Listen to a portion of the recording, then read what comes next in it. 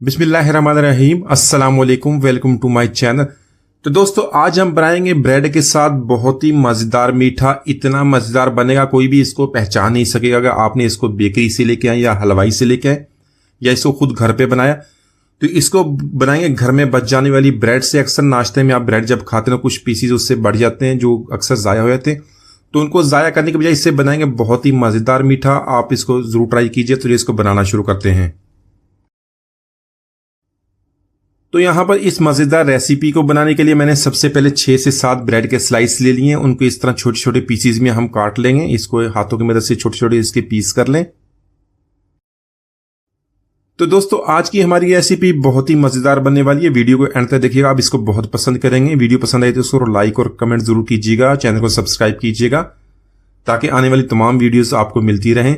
तो यहाँ पे सारे स्लाइसिस के मैं इसी तरह छोटे छोटे पीस कर लूंगा। आपने जो इसकी साइड है उसको ज़ाया नहीं करना है, इसी तरह इसको छोटे पीस कर लेंगे।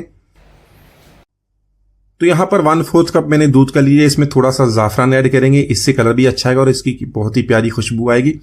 अगर आपके पास ज़ाफ़रान नहीं है तो आप फूड कलर भी ऐड कर सकते हैं। 2 चम्मच इसमें मिल्क पाउडर के ऐड कर देंगे और इसको अच्छी तरह मिक्स कर लेंगे। इसको एक तरफ रख लेंगे, बाद में इसका इस्तेमाल करेंगे। तो यहाँ पर सबसे पहले पैन में तकरीबन 2 चम्मच देसी घी के ऐड कर लेंगे। देसी घी से बनाने से ये रेसिपी बहुत ही प्यारी बनेगी। अगर आपके पास देसी घी नहीं है तो आप नॉर्मल जो घी है या ऑयल में भी इसको बना सकते हैं। तो यहाँ पर जो ब्रेड के हमने छोटे छोटे पीस किए थे इसके अंदर ऐड कर लेंगे। ऐड करने के बाद इसको मीडियम टू लो फ्लेम पे 4 से 5 मिनट तक इसको रोस्ट करेंगे। तो इस तरह रोस्ट करने से जो इसका टेस्ट है और भी बढ़ जाता है। तो दोस्तों कभी कभी इस तरह की छोटी रेसिपीज में आप ट्राई कर लिया करें। बहुत ही प्यारे टेस्ट के साथ आप इसको एक नई चीज खाने को मिल जाती है। सब इसको बहुत पसंद करेंगे।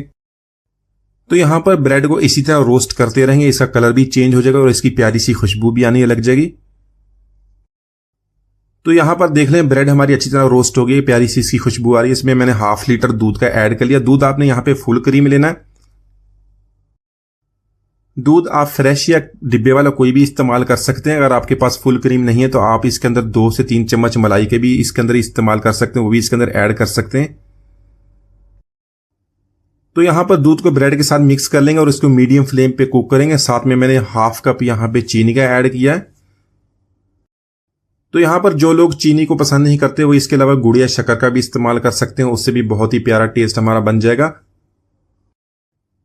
तो यहाँ पर जो मिक्सर हमने ज़ाफ़रान और इसके अंदर मिल्क पाउडर ऐड करके इसको मिक्स करके बनाया था वो भी इसके अंदर ऐड कर लेंगे और इसको अच्छी तरह मिक्स करेंगे। तो यहाँ पर इसे 3 से 4 मिनट तक मजीद कुक कर लेंगे। ऐसा ऐसा जो ये हमारी ब्रेड है ये ऑयल को रिलीज करना शुरू हो जाएगी। तो यहाँ पर ड्राई फ्रूट्स ऐड करेंगे। ड्राई फ्रूट्स में मैंने बारीक कटा हुआ पिस्ता, बादाम और साथ में 1 टेबलस्पून कोकोनट पाउडर का ऐड कर लिया। आप अपने टेस्ट के मुताबिक ड्राई फ्रूट इसके अंदर ऐड कर सकते हैं।